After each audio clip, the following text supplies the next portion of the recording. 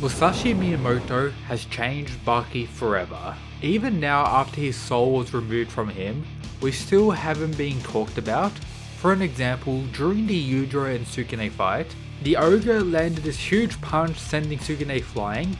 However, the sumo boy did not fall, leading Tokugawa to say the following: "Were Musashi here, I imagine he would have exclaimed, 'How mighty that temple of flesh?'"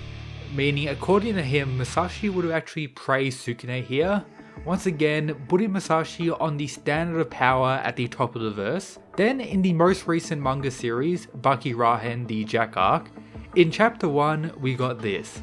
Tokugawa is talking to the sword master, saying he's going to have a one-on fight with both people being fully armed, with the guy thinking whether or not it's Musashi Miyamoto again, as if he didn't know, at the start of the Musashi arc, this was the person he first faced in the series. But of course he was referring to Jack, but also states, no, we're not going through that mess again. What mess is Tokugawa talking about? I'll go over everything in today's video, but if you haven't already, consider joining the Discord if you need chapter links for new Baki chapters, or if you want to talk to fellow enjoyers, it's greatly appreciated, free to join. Going back to the start of the Musashi arc, every character was pretty much bored with life. Most of them were still training to get stronger and stronger after seeing the crazy clash between Yujiro and Baki, the moment before the start of the Musashi arc. Even having the likes of Hanayama pull up on Yujiro to have a clash due to once again this boredom, leading Tokugawa to have Musashi cloned and the original soul put into his body, putting a nuke on the Baki verse, and what happened after that. Characters dying in the form of Retsu, everyone getting beat up, and of course his clash against Yujiro Hanma.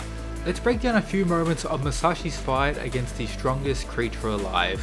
First, his imagination cuts didn't actually work on Yujiro as shown here at the start of the fight, something that was kinda nagging a lot of the cast, even doing some damage to the likes of Baki. After a few exchanges, Yujiro actually pulled out his demon back in this fight, something a lot of people actually missed, resulting in this combo where Yujiro was actually able to drop the master. This actually resulted in Musashi to evolve his fighting style even more, the next step of evolution in my two swords under heaven style, his swordless style, discarding his sword and actually landing some cuts on Yujiro here. Whether or not he has his demon bag activated right now is kinda unknown, as in all the panels after he dropped Musashi first, we don't actually get to see it fully clear or activated in any way. So it could be the case that Yujiro deactivated or just went away considering he dropped him. But that would be a little wacky, and a similar thing kinda happened during his fight against Baki. We had that whole scene where Yujiro pulled out the demon back and started beating up his son, and then the arrival of Yujiro Hanma, where we didn't really get to see that much emphasis on the demon back. However, for the sake of the story, I'm just going to say Yujiro still had that amp from activating it prior and still had it pretty much out. Another strange thing about their fight is when Yujiro activated his demon back, it didn't actually blow off his shirt. It was kind of more of a quick release due to him actually being in danger. Wasn't this cool badass scene? Yujiro was threatened by Musashi. Then of course the controversial moment where Motobe jumped in front of the next slice that could have actually done major damage to the likes of Yujiro. We got to see in the earlier slashes that he was able to cut him and do some damage, meaning if this was the hit, it would definitely be able to slice Yujiro, but was it going to hit? We probably will never find out. What do you think? Let me know down below. But after that as well, when Yujiro was raging beating up Motobe, Musashi was able to leave him stunned and stop him concluding their fight. Someone was able to stop Yujiro from going on a rampage, that being Musashi Miyamoto, something we don't really see in the story even now. Which brings me to a point of, did Musashi actually result in Yujiro changing? Yujiro in the most recent manga series, the Sumo arc, and probably in Baki Rahen, has shown to be much thicker. Yujiro has been doing some pretty sussy and wild things, or we've got pretty sussy and wild reveals about Yujiro in recent time, seeming more and more like a monster than he ever has in the story, which is a little weird. And speaking about Musashi changing characters, we also have Pickle. The amount of fear Musashi called Pickle to feel was like nothing else we've seen in the story. he was viewing him as this bug. We got a similar thing from Pickle in his Jack fight where he was viewing Jack as a wasp. But Pickle was more so just not wanting to continue fighting him. He didn't exactly run away for his life. Even in the other instance where it seemed like Jack had came back to life and was continuing to fight him, Pickle ran away at first and then turned around and continued the fight where he was able to drop Jack.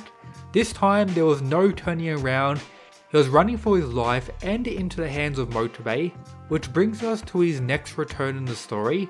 A new build, buffer than ever before, seems to be doing his own thing and kinda less savage like, interacting with regular people to some degree and just being a hunter. I talked about all that in this video here about Pickle if you want to check it out after today's video. But coming back to the arc itself, Masashi was such a menace. He killed various police officers, a main character in Retsu.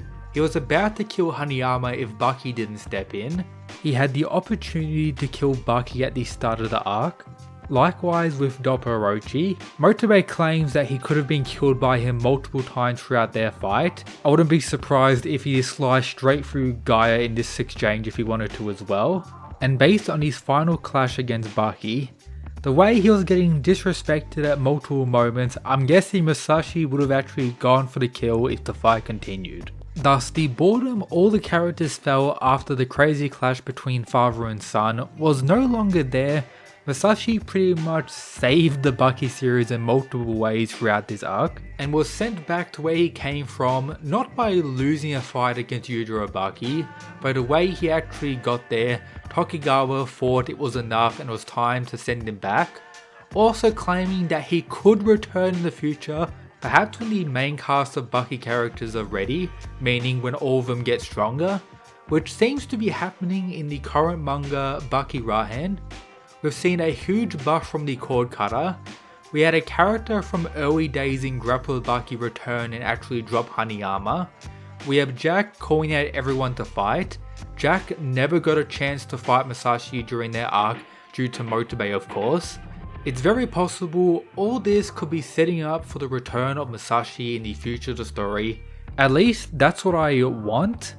But if we go back to chapter 1 of Baki Rahen, which only has 4 chapters now, one recently got released, Tokigawa said this that I talked about at the start of the video, which makes me think he doesn't have any plans currently to bring him back, and the fact that they put this at chapter 1 as a quick reminder that Masashi won't be returning anytime soon, or maybe just reminding us about Masashi for his return. Let me know what you think is going to happen down below. But that's everything for today's video guys. A huge tournament ending the series is pretty much what we want to see. Hopefully we get something like that. Subscribe, check out the other stuff in the description, Patreon Mad Lads. That's it guys, peace.